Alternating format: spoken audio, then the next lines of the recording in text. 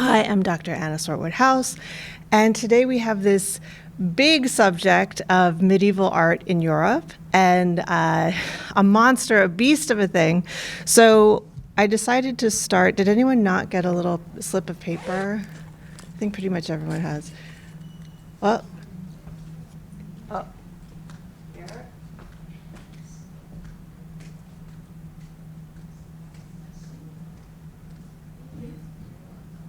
All right, I'm going to grab one too. All right, so now everyone can open them up. Ooh.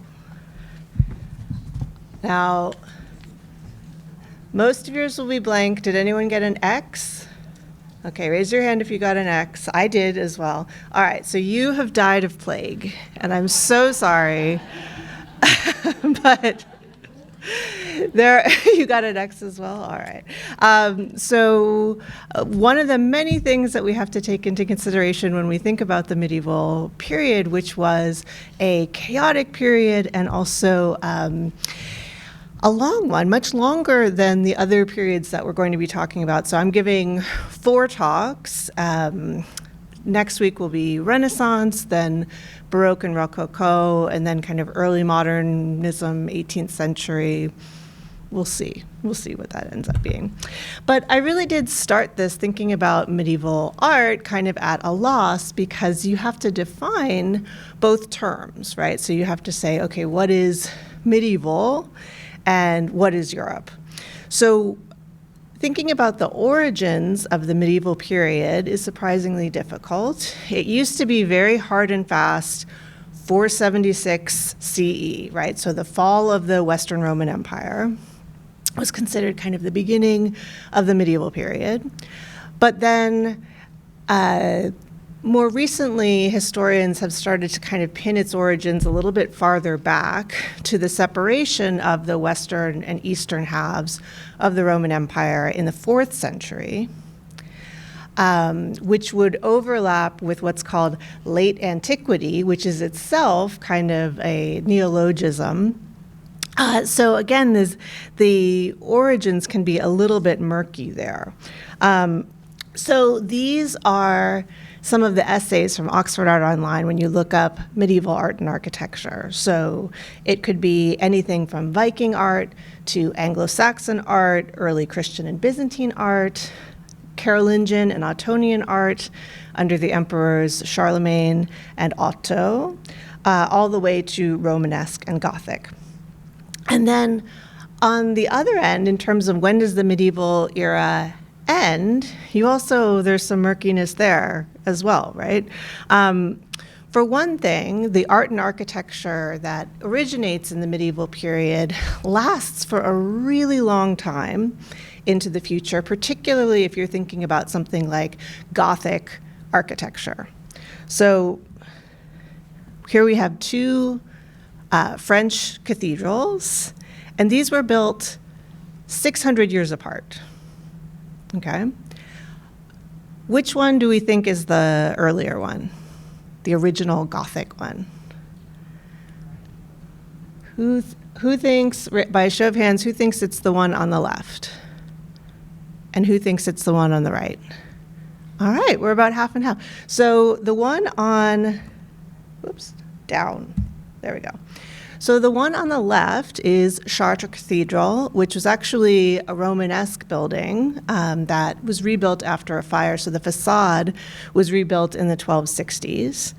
And then on the right, we have Sainte Clotilde in Paris, which was built in the 1860s. So, while we're fighting the Civil War here, this kind of Gothic building, it would be considered neo-Gothic, is still is being built. So, but the popularity of the Gothic never really went away once, in sort of the 11th century it originated.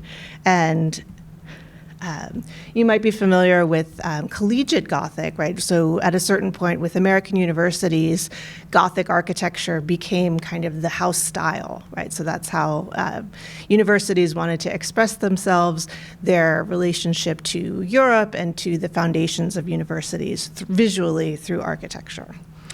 So Then, unfortunately, right, we have to try to define Europe. And of course, we don't have the same kinds of national boundaries. This is really when Europe was in its infancy and a lot of things were being kind of battled out. So this is a slide that I usually show my students. You have so much going on. So you have the invasions of the Huns, right? So this is after the fall of the Roman Empire. You have the Franks, who end up, so there's Islamic forces coming from Spain and the Huns from the left, and the Franks kind of end up here. So this is where Charlemagne is going to be, that's going to be the seat of his kingdom. You have the Angles and the Saxons, who are going to settle in modern-day England and create Anglo-Saxon art, which is both secular and Christian art. They do become, the Angles become angels, as is said. Again, you have a very strong presence of Islamic rule, particularly in southern Spain and other areas, down into Sardinia and Sicily. So you have things like the Alhambra in Granada, which is built by the Nasrid dynasty, the Islamic dynasty. So all of these things are kind of happening at the same time. So there is, you know, it's a lot going on at the moment, is how my 11-year-old daughter would probably describe it. And of course, we also have our contemporary, our kind of modern ideas of the Middle Ages, which could be anything from, you know, sort of the Renaissance fair to Lord of the Rings and Middle Earth and all the rest of it.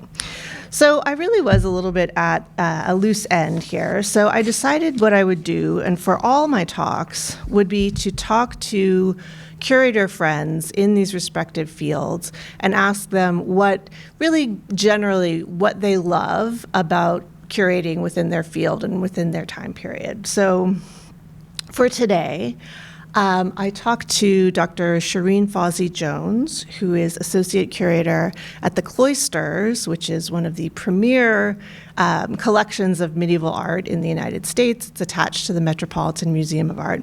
Who's been to the Cloisters? They have the unicorn tapestry, and they've just done a big new installation, the so-called Town Square installation with sculpture in that big kind of entrance hall. Looking forward to checking that out. Can everyone hear me, by the way? Okay, great. So this is what Shireen had to say. Oops. She said, "The main thing that comes to mind is that medieval is so multimedia. And when you work hands-on in a museum, you see how taking advantage of the material, is it ivory, glass, silver, silk, stone, etc., is so central to the artistic process and ultimately the artwork itself. It's also constantly thought-provoking to focus on a relatively fragile moment of European history, as its modern nations were first taking shape, and at a time when Europe not only looked at ancient Rome with a sense of awe, but also felt a kind of wonder and curiosity about Asia and Africa and the luxury goods that came from both places in ways that are sometimes parallel to modern colonialisms, but are still very distinct from it." So I really liked, it's so interesting to talk to experts in the field about this kind of thing who have, Dr. Fawzi works, she was a tenured professor at a university and then transitioned into working in a museum. And so I think she has a particularly good read on what it's, you know, what is to be appreciated about working in a museum here. So we thank her for that. And I do think that this idea of multimedia and materials is a great way to overarchingly think about medieval art because it is so kind of multimedia. And I really like, when I'm looking at any work of art, I'm very interested in what it's made of. So very basic questions like, is this made of something that's locally accessible? Like terracotta, lots of places have rivers and clay and things that you could make out of terracotta. It's really close to hand. Or is it made from something that's imported from far away that you would have to get in some kind of specialized way? Is it humble or is it expensive? How is it manipulated? So wood, which has a grain, would be sculpted in a different way from, ivory or bone or stone. What about tempera, which is an egg-based kind of painting, versus oil, which is usually a linseed or walnut-based that you can kind of squish around, manipulate, doesn't dry quite so hard or fast on the surface. So next week, when we talk about the Renaissance, art, when writers were talking about art, they were really talking about the so-called fine arts of painting, sculpture, and architecture. But in the medieval period, we really see the glories of the so-called decorative arts, right? So whether it's stained glass, tapestry or embroidery, ivory, and on and on. So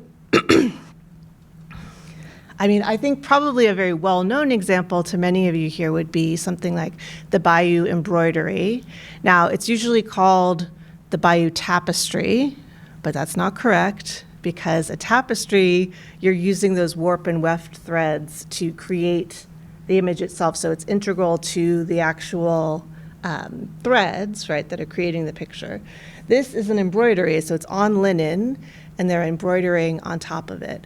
But this is, in some ways as monumental as a cathedral, right? So this was 210 feet long, and it tells the story of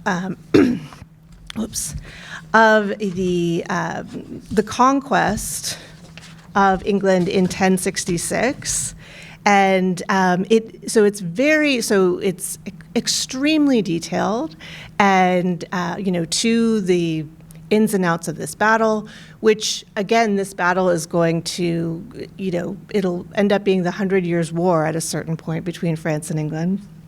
And so there are so many specific details, and yet there are things that are understood really universally. Heavy is the head that wears the crown of Harold here, right? Who knows that he knows he's taken the crown not in the right way. And this is a very famous detail from it where it says they're looking at the star, which we think might actually be Halley's Comet that they're looking at, which is a portent, unfortunately, paired with Harold, right? Is a portent of doom, unfortunately.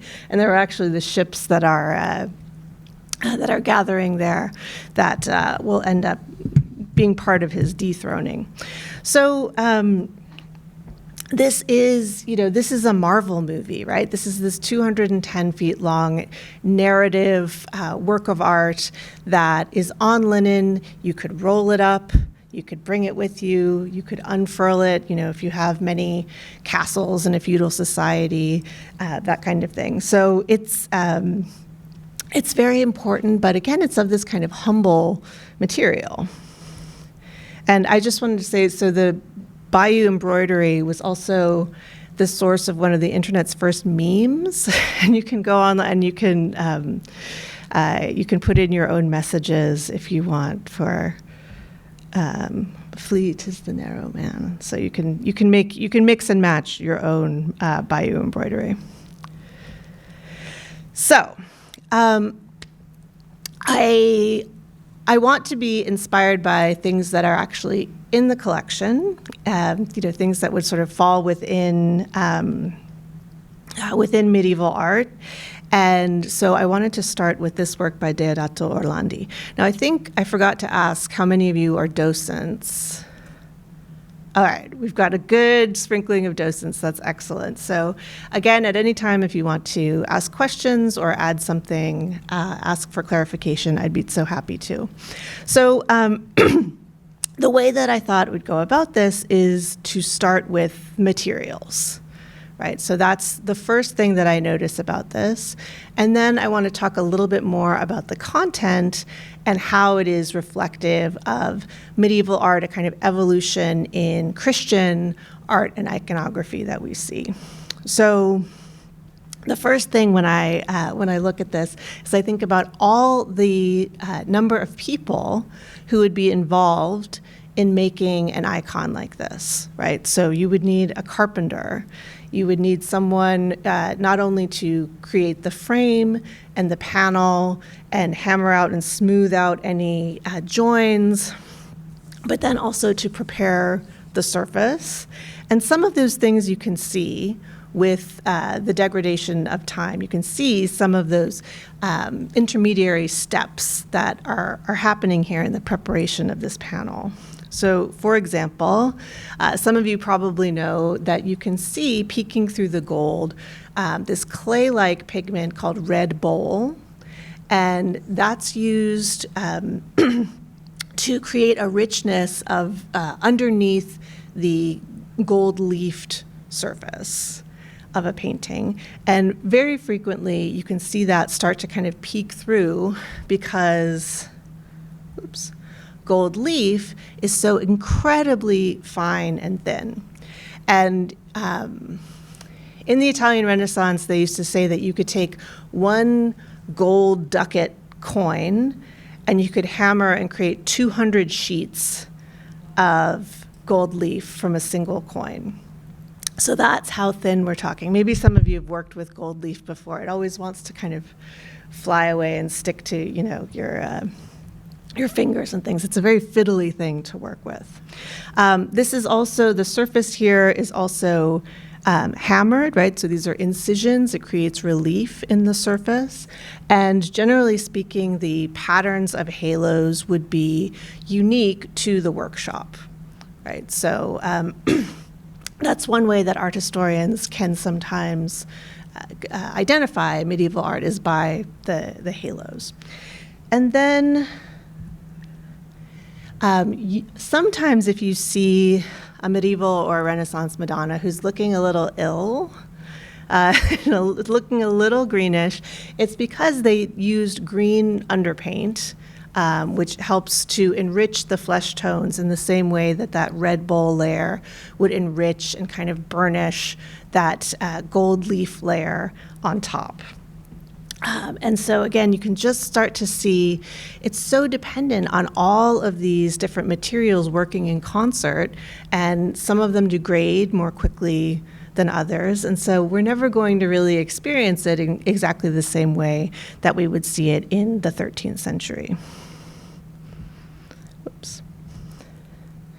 And chief among these, I think, is that the Madonna, Mary, the mother of Jesus Christ, usually wears a blue robe.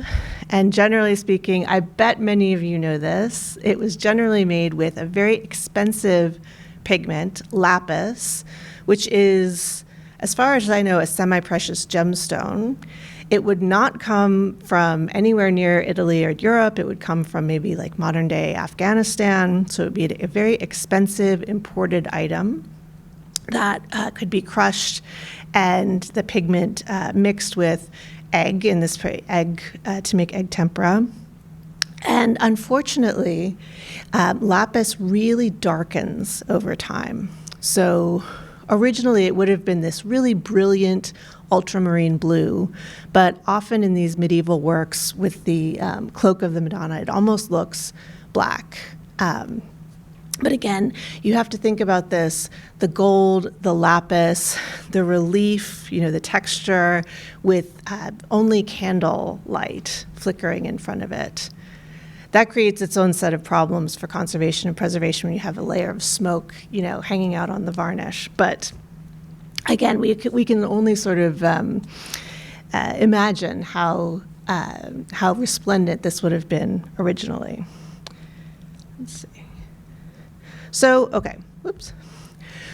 So the other thing that I'm seeing here is a fairly developed iconography, meaning a set of accepted imagery related to Jesus and Mary and the saints, so kind of a highly developed set of Christian iconography. And so I wanted to talk a little bit about how we get there in the medieval period. So Christian imagery, if you think about it, within the Roman Empire, basically develops against the background of Christianity being illegal, So it was outlawed as originally in the Roman Empire. And it actually develops kind of underground in a lot of ways in Christian catacombs. So these were we don't think anymore that these were really worship sites, but more burial sites for Christians all outside the city walls of Rome. And Christian imagery starts out really heavily borrowing from other kinds of traditions. So from the Greco-Roman pantheon, for example. So in the catacombs, you'll see things like these pictures of Orpheus, who was a sheep herder, who was musical, that kind of become the good shepherd, where, within the Gospels, Jesus is described as the good shepherd who tends to his sheep. And so again, sometimes we call these syncretic images, where it's more of kind of a metaphorical depiction of Jesus than, kind of a portrait of same. And we have to think about Christianity, Christianity sort of having a lot to say about the creation of images and whether or not images can be used in worship. So something I always, this was very important both to both west and east sides of the Roman Empire. But this idea that the Word was God, and the Word was made flesh and dwelt among us. So that, again, it sort of goes from the metaphorical to the very literal. The Word becomes flesh, and that Jesus was this representation, this embodiment of the Word. And so artists really thought about that. What does it mean for the Word to become flesh, for things to be embodied? And you see that, so much in terms of the kinds of medieval art, whether it's reliquaries or altarpieces or anything. They're really thinking about embodiment. Christianity also has a number of these miraculous images within the Byzantine, the Greek Orthodox traditions. It might be called a chiropita, or the image not made by human hands. Can anyone think of one of these maybe miraculous images that might have been part of medieval legend? What's that? Veronica's veil, fabulous example. Yes, so Shroud of Turin, yeah. Both of those examples where Jesus is printmaker, Jesus is self-portraitist, essentially. So with the veil of Veronica, as Jesus is being led to his execution, Veronica stops and offers him some comfort, and as thanks, he leaves the holy impression of his face on her veil. And throughout the Middle Ages, we have a number of these, to include the Shroud of Turin, which was supposedly the shroud in which Jesus' body was wrapped after his death, that, again, iconophiles, those who believed in the use of images for worship, would say gives, great support to the idea of medieval art and to making religious imagery, because Jesus himself and these holy figures themselves were miraculous image makers, and they wanted this imprint and this embodiment to be out there in the world. Now, of course, you also have this, where does this come from? The Old Testament, that's right. So Hebrew Bible, thank you. So Hebrew Bible or Old Testament. So there was also a very strict, there was a strict restriction. What can I say? Against idolatry. So you can't worship the image itself. You can only venerate the thing that is being represented there. So it creates a kind of fraught and tense situation for the production of Christian art, I would say. So again, you really see in the medieval period Christian art coming into being and like developing this more highly finished, standardized form. I would point you to the Church of Santa Sabina in Rome, this early Christian church, supposed to be very, very plain on the outside and then beautiful, resplendent on the inside. This is before stained glass. But the glass here is actually made of these very thin sheets of mica, which is carved and it casts really beautiful shadows. So it's sort of like stained glass avant la lettre. But the wooden doors, the cypress doors of Santa Sabina have, it's one of the biggest compendia of kind of early Christian imagery, and you can see it coming into being. And there are things that people have even said, we're not sure exactly what this is supposed to represent. So, and I'm sorry, I'm sort of assuming that people have the basics of Christianity down, but during the break I can answer any questions if that's necessary. So this is all labeled here, but I'll show you a couple. So here is this very early version of the Adoration of the Magi. And one of the things that I really like here is that they're wearing these peaked caps, sometimes called Phrygian caps, which would show to someone from Rome that these are foreigners from the East, right? So they're being marked in that way. But again, they're still kind of figuring out. She's up on this interesting platform. Here you've got the Madonna and Child, the background, lots is still being worked out. And then this image is probably the most mysterious. This is from the wooden doors of Santa Sabina in Rome, again, 6th century CE. So most people would look at these three, so you have this major figure, loincloth figure with two subsidiary figures, and most people would say crucifixion, right? This looks like the crucifixion of Jesus Christ and the two thieves, but you have no crosses. You have these strangely kind of puto-like, these like childlike thieves on either side. You don't have any wounds or stigmata, and so it looks a little bit more like the risen and resurrected Christ. But so again, it's not that kind of standardized imagery that you're going to get in a few hundred years, the depictions of, say, the crucifixion. So the other thing, so here's our example on the left. And I meant to say, let me see if I can go back up. Oh, we really went far. If it comes from the CMA collection, I always include the acquisition number, and people probably know, so this is the year in which it was acquired, and then the number, usually within that department. So this would be the second thing acquired by the painting department in 1954. So this was part of the Samuel H. Kress collection, the endowment. Oops. Okay. So the other big, so this is a 13th century Tuscan Madonna and Child painting.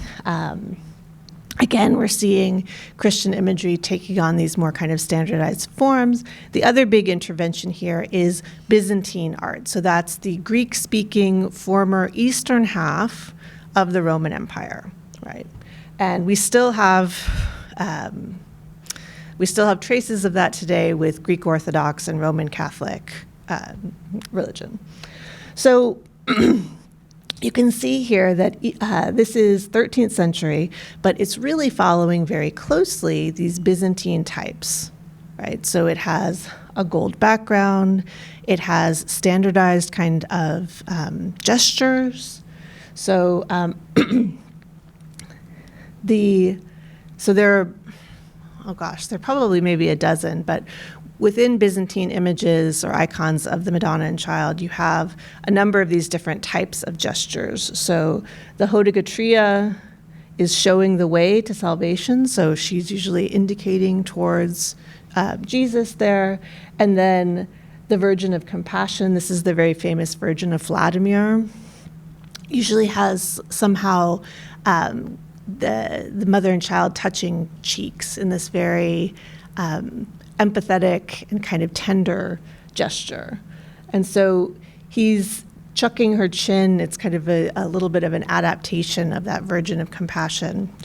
Again, not the same church, right? So not, this is not Byzantine faith. They have a lot of religious differences, but in terms of the imagery, they're definitely, the Western side is borrowing from the Eastern former side of the Roman Empire quite a bit. Whoops. So again, kind of fraught, if we think about the Byzantine side of all of this, because not a lot of early icons, Byzantine icons, survive. So this one, maybe people were lucky enough to see. This is from St. Catherine, the monastery of St. Catherine, Mount Sinai, Egypt, which is the oldest continuously operating Christian monastery in existence. You might know also Mount Sinai, very important spot for both the Old Testament Hebrew Bible and the New Testament. And in terms of materials, this is made with encaustic, which is a beeswax medium with pigment and then gold leaf, which dries hard and beautifully, and you can shine up the surface really in a really lovely way. And it's existed for a very long time that way. So it was actually at the Metropolitan Museum of Art last year, maybe 2 years ago. It doesn't often go on tour, so I was very excited to finally see it in person. But this is one of very few early, so this is like same time as Santa Sabina, right, in Rome. Whoops. Because we have iconoclasm. Right? So here's when this was made, the Hagia Sophia, if you know, in Istanbul. Then we have two major periods of iconoclasm under two different Byzantine emperors. And they are thinking along the lines of that second commandment that we saw about the creation of idols. And they believed in the whitewashing of churches and the breaking of idols. And you had this huge fight, this battle between the iconophiles, the lovers of images, and the iconoclasts, the breakers of images. So it's very rare to have an icon like this that actually survived these two periods of iconoclasm. So that's one of the reasons that this one is very, very special. In 843 CE, we have what's called the triumph of orthodoxy, when images were sort of once and for all used in, or allowed to be used in Byzantine worship. Oops.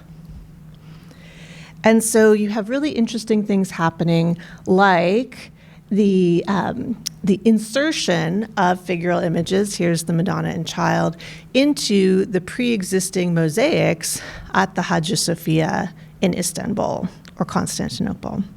So if you see here, there's over 300 years between the time that the Hagia Sophia was built and you have the figural mosaics of the Madonna and Child. So again, it's not kind of a simple or, it's a very long history of this kind of Christian imagery. So we start to see in the Middle Ages, again, less of Jesus Christ as this kind of metaphor or placeholder figure, and we start to see a little bit more of the humanity, the sorrowing, the suffering of this figure. I would say that the Gero crucifix, is a really important monument within this evolution that I'm tracing here. So that really looks like a person. You see the sagging of the weight of this horrendous execution style of crucifixion, and very simple, not particularly decorated, made of wood and colored so that, in flesh tones to look more realistic. So before we take our little break, I wanted to show you some others of just some other ideas of kind of medieval Christian art, where it could go, especially in this idea of kind of multimedia, so working outside of painting, sculpture, and architecture. The Lindau Gospels were, at least for a while, in the Morgan Library in New York. I'm not sure if they're currently there. But imagine the iconoclasts looking at this, right? Thinking about the gold and bejeweled surface of this gospel book. You can see gold, pearls, sapphires, garnets, emeralds, all this completely encrusted luxury object that is a gospel book, which was a fairly new, in the second half we'll talk about books of hours and gospel books, a fairly new idea, this kind of codex. And obviously they're using the crucifix as the main kind of design element there. But it's so incredibly thoughtful. And again, you have to think about, you would have jewel setters and jewelers who are faceting these gemstones, and you would have sculptors working in repoussé, which is creating relief by pushing out from behind that gold surface to create a convexity there. And if you look up close, it's so incredibly thoughtful here. So you can see how this gold is really fairly soft. So it could still be molded and manipulated in some ways. So what they've done is they've raised these harder gemstones and jewels up on these little footstools. So when you open the book, right, and it's resting on the table, these softer areas of repoussé are going to be protected. So it's, it's a feat of engineering. It's a feat of sculpture and metalworking and jewelry making, all of these things. And again, outside of those traditional kinds of fine arts of painting, sculpture, and architecture. And I think one of the glories of this particular, these multimedia works of medieval art is this work, which was not shown for many years. I don't know, is anyone familiar with this? Okay, so this was a gift to Chartres Cathedral, which is the first thing that we looked at today, by Jean Duc de Berry. So one of the dukes, one of the, kind of great feudal landlords of the medieval period. So it takes its inspiration from a painted triptych or 3-paneled altarpiece, but it is entirely embroidered with pigmented and gold threads. So if you look at some of the details here, you get a sense of the absolute intricacy of this work. And the medieval period is known for innovations not only in tapestry, but also in embroidery. There's one kind of working called opus Anglicanum, where basically you're creating these fields of color with gold thread that you're then just securing with little loops along the back, so you can create entire figures or entire decorative motifs that way. So I don't know if any of you sew or embroider. I'm a knitter. I sew a little bit, but these kinds of details are really very thrilling to me, the different kinds of stitches that are used here. Then here with St. Lucy, with her beautiful crown and her sword, even the vaulting of this, it's sort of like the embroiderer as architect creating this beautiful bicolored vault in which she's standing. The morning Madonna here, you can see it's shown under fairly low light with those beautiful little stars. Mary is Star of the Sea. You saw that star on her shoulder in the Deodato Orlandi painting. And really thinking about the way that these slightly metallic threads can create highlight and shadow and create the contours of a face and of flesh.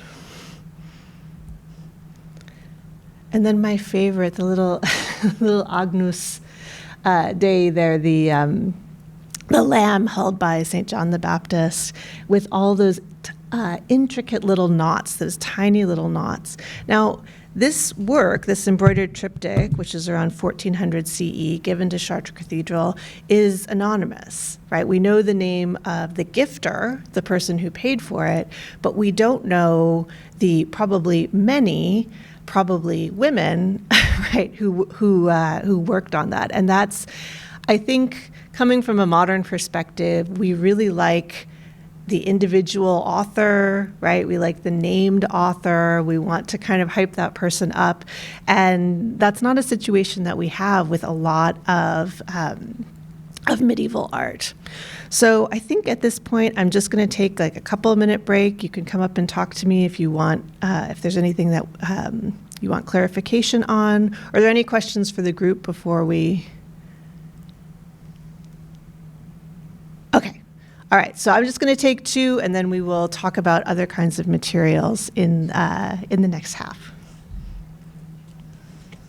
The second half, I wanted to talk a little bit about materials regarding books and books of hours. As I mentioned, the codex, so not a scroll, but something that's actually has all these pages folded and sewn together with the cover. The codex is a fairly new innovation in terms of how people read, and the Book of Hours is a very, very special contribution of bookmaking and the codex to the history of art.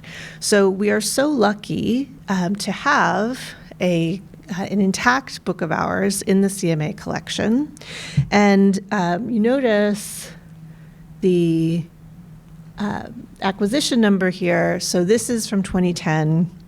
It's not from the Crest collection, which was mostly dispersed in the 50s and maybe the early 60s, I'm not sure.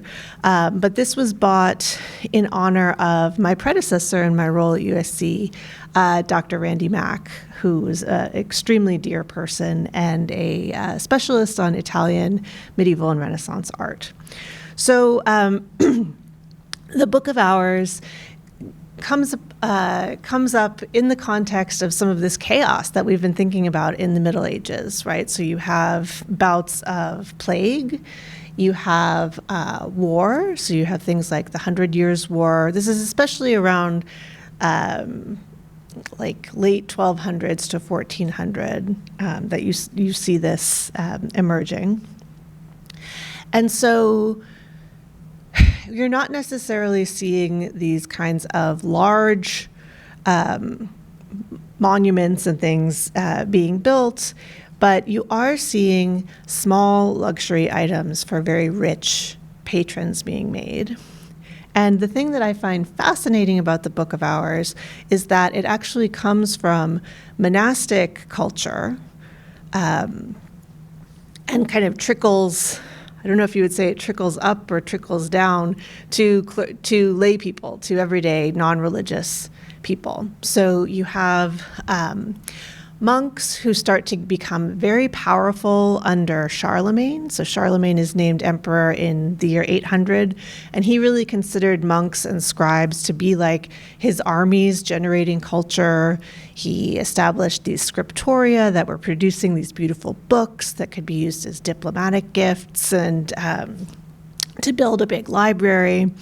And under that regime, monastic life became very regularized and very kind of standardized, but also an important model for Christian living. So you might have heard of the rule of Saint Benedict, which Benedictine monks follow, which structures your entire day with prayer and song and eating and rest. And we'll talk about those times of day in just a second here. But this is when the Mass was standardized, kind of in this medieval period around 800, 900 CE. And people were very interested. They really liked these books that told you what you're supposed to do at different times of the day. So your matins, your morning prayer, the extract of the gospel that you're supposed to read, keeping track of particular saints' days, the litany of saints, the office of the dead, all of these things that you could carry on your person. So again, it came from monastic life, but it became kind of trendy among rich Europeans around, let's say, like 13th to 15th century. This is a 15th century example. And you could actually wear a Book of Hours on your person, like some came in a little silk bag, the way that someone might wear a pocket watch. So it was a real luxury status item. So in terms of materials, usually a Book of Hours is not, only later will we see books of hours that are made of paper. Generally speaking, they were made of vellum or parchment, which is what? Animal hide, right? Goat hide. And again, if we just can take a moment and think about the preparation of these kinds of materials, because you would have to skin an animal, you would have to get every hair off of it, you would have to just really, really painstakingly prepare that surface, dry it out. You can see how easy it is to just tear small holes. And if you want to have, say, 200 congruent pages for this little Book of Hours, it's going to be very expensive, and it's going to take quite a long time to prepare, just at that level, before we even get into the decoration of it, let's say. So when we look at this facing page, and this is a real challenge because a Book of Hours in a museum, it's not like you can thumb through it, right? You usually have to have it open to some representative page, but hopefully someday we'll be able to have an event where we do that.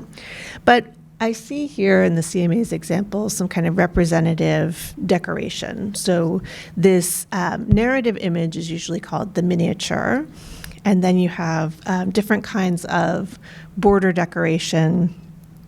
There's lots of animals, usually symbolic animals. Peacocks, that's a very cute peacock right there, are associated with protection against the evil eye and with rebirth, eternal life. And it's also very related to things like medieval bestiaries, so these collections of medieval animals from all over. You have a decorated initial here, so that first letter of a line. It's not really a paragraph because we're not thinking, this is pre-Microsoft Word, pre-kind of justified paragraphs and indentation and all of that. And so sometimes it can look very abrupt where it shows up. You say, why wouldn't that be at the top of the page there? And sometimes you'll have what's called a historiated initial, which actually has an image within it that relates to the text. So maybe it would have, the crucifixion or a saint's or something like that. So what else did I want to say about this? Oh, and then finally, it uses gold, which you can only call a manuscript or a book illuminated if it uses gold, right? So an illuminated manuscript, that is the precondition, is that it uses gold. And this particular example uses tempera, so an egg-based medium with pigment. Again, the nice thing about being closed for most of its life is that the colors tend to stay pretty brilliant, right? So when you open them, they look a little bit closer to their original color than maybe some of the altarpieces or icons that we've seen. And, but sometimes manuscripts or books of hours would use what's called glare, which is an egg white based medium, pigment mixed with egg white, and that has an even more a finer and kind of translucent quality, very, very fine, and fiddly because it dries quickly, so you have to work quickly and in small areas as well. So we're thinking of this as this kind of trendy, pocket watch item. There were different what do I want to say? So no two books of hours is exactly the same. The only thing that you must have in a book of hours is the so-called Hours of the Virgin. They very frequently have other things as well. So you could sort of mix and match. So probably I think the most well-known thing about a book of hours would be its calendar, a kind of perpetual calendar, right? So it would have the saints' days, the feast days that were particularized, individualized to you, ones that you wanted to celebrate particularly. And then things like Easter were a moving target because Easter is based on the lunar calendar. And so sometimes you'll see Easter just kind of penciled in on the calendar of a book of hours. And there's a system with the days of the week represented, the 7 days of the week represented A, B, C, D, E, F, G. And you'd have to kind of match up based on those letters and based on Kalen's, the first day of the month, Ides, the middle of the month. Anyway, it's a little bit more complicated than a traditional calendar. But again, the video will explain it in more detail. But probably when we think of a calendar and of a book of hours, who's seen this before? Okay, just a few. Okay, so this is our same guy who patronized that beautiful embroidered triptych that we saw that was given to Chartres Cathedral. Jean Duc de Berry, and he worked with actually a number of brothers, the Limbourg brothers, on the most spectacular book of hours one's ever seen. So a book of hours generally is smaller than this, right? So the CMA's book of hours is sort of like this, right? It's a very intimate object. His book of hours is bigger than this. Each page is bigger than this. So it's a very, very large format here, and so much the use of gold, the use of expensive pigments here, and each month of the calendar gets its own freestanding page. You can see that it has the zodiac signs, so it's talking about, I'm not very good with the zodiac, so that's Aries, is that right? Moving into Capricorn, moving to, I don't know what happens in January, sorry. But this is the Duke himself on having a New Year's celebration. And again, the most luxurious celebration one can imagine. Here he is right here. And you really get a sense of this kind of luxe life of a duke with a fiefdom at the time, with these beautiful utensils and objects. Sometimes you would get what were called étrennes, like these beautiful little joyaux objects for New Year's specifically. And then if you notice back here, this is actually a tapestry that's hanging on the wall behind him. Again, this kind of portable art that you could roll up and take from castle to castle and help keep things warm. And you were also meant to read from it. You could chant or sing in front of it. It was an object of entertainment as well. So it's a really nice window onto the most luxurious kind of medieval life.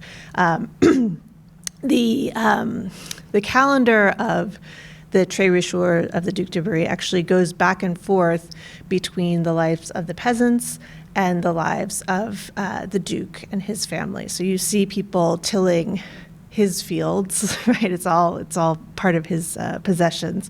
And then we get to go back to the falconry or the riding or whatever it is that they're doing on those off months.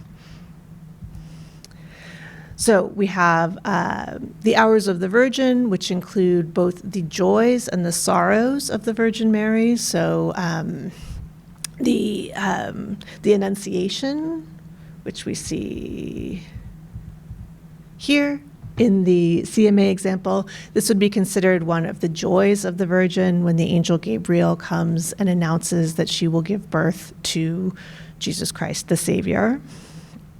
The sorrows of the Virgin would include the lamentation over the death of Jesus, things related to his passion, the events leading up to his death. Oops. The Office of the Dead, again, so these are the deceased people that that are in your family that you are praying for their souls in heaven or in purgatory. Just extracts, or what are called pericopes from the Gospels, would be included, and sometimes the text would just be enough to get you started. Right? It might just say the first few words of something, and then you would know the prayer afterwards. Extracts from the Psalms and the Litany of Saints. A great thing about Books of Hours as books is, again, this kind of larger theme that I'm trying to emphasize here about kind of standardization and making things very regularized. So Books of Hours, even though they were different, you start to see in their design and in their script and everything a kind of standardization that you haven't seen before. So I wanted to show you an example of this early gospel book this is from the Lindisfarne Priory in England, on an island in England. And this is the incipit, or the first page of the text of the Gospel of Matthew. So this is a gospel book, not a book of hours. Books of Hours would have, again, extracts from the Gospels. But do you think we can figure out what it says here? The point I'm making is that we have all of these different kinds of letters and script and things that are sort of more decorative or more figural than even look like letters. Starting here, so that's a letter, although it looks like this little salamander or something that's skittering up the page. So that's an L, I. Anyone want to guess? L-I-B. Then on to something completely different. Same word. E-R. So liber, or book. Okay, now we switch to something completely different, right? So we have these little twiggy rune-like letters. Again, these are coming from all different traditions, all just kind of crashing together on this page. So here's one word. So it starts with the G right here, and we get to put the E up there. So G, E, and then the word ends here.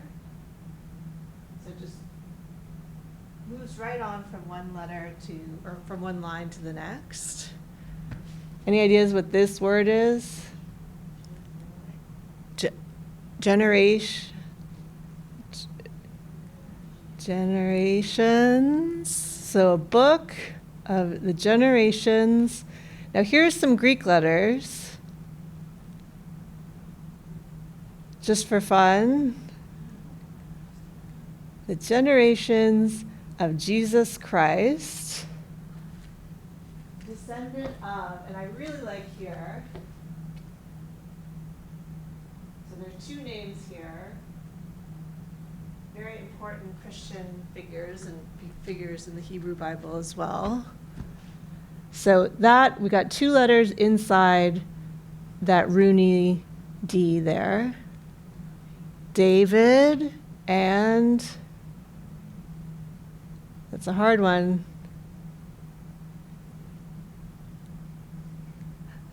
Who sort of started it all? Abraham. Can you see it now? So the book of the generations of Jesus Christ, descendant of David and Abraham. They're making up their own rules, right? They're making up their own rules. They have their own kind of fonts. There is no standardization here, and the main point is not ease of use or ease of reading, but rather to show that kind of inspiration of the gospel writers who are hearing the actual word of God. And it's it's very exciting and fun to look at, but again, it's not very standardized. And you actually have these little marginalia where someone later is coming in and trying to figure out and making notes about that. And you can actually see it says Matthew Homo, so Matthew the evangelist up here, so that's later.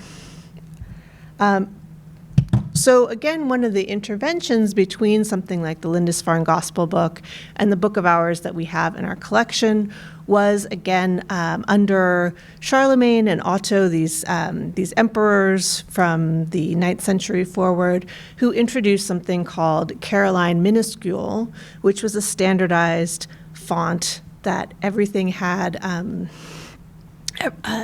the right proportion one to another. The letters you learned to make in kind of a similar way to how Islamic calligraphers would learn their kind of proportional scripts. Christianity definitely lagged behind Islam in terms of the written word and in terms of literacy. Generally speaking, the Islamic world had much greater literacy in the medieval period than Christianity did.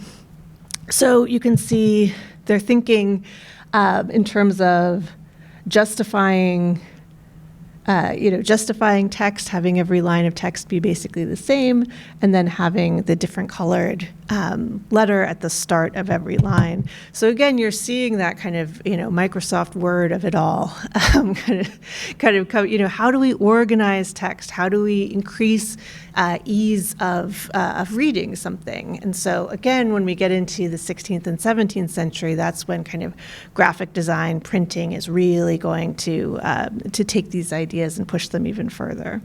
Let's see, I was going to say something else. But you can see here how relatively standardized, even though we don't have, so for example, this says, God, open my lips. So it's labia mea, M-E-A. So it goes on to the next line right there. But each line is approximately the same length. And the script, the writing is so regularized, right? You can much more easily read it, even with things like the historiated initial there. I was really so grateful. If we go back all the way to Dr. Fawzi Jones' remarks, I hope that I was able to emphasize both of these ideas. So if, what we remember from the Middle Ages is that we have, or medieval Europe, is that we really have a Europe that is coming into being in sometimes incredibly dramatic ways, but it's still very much a work in progress. We see that reflected in some of the works of art that we have. We have Christian art developing this much more kind of standardized form. And we have, again, the kind of glories of all of these different media, from ivory to embroidery to these books of hours that you carry on your person, and they're made of skin, right? They're made of, the skin of an animal. So you have this extra special sensory connection with it. So I think that that's where I will end today. And thank you so much.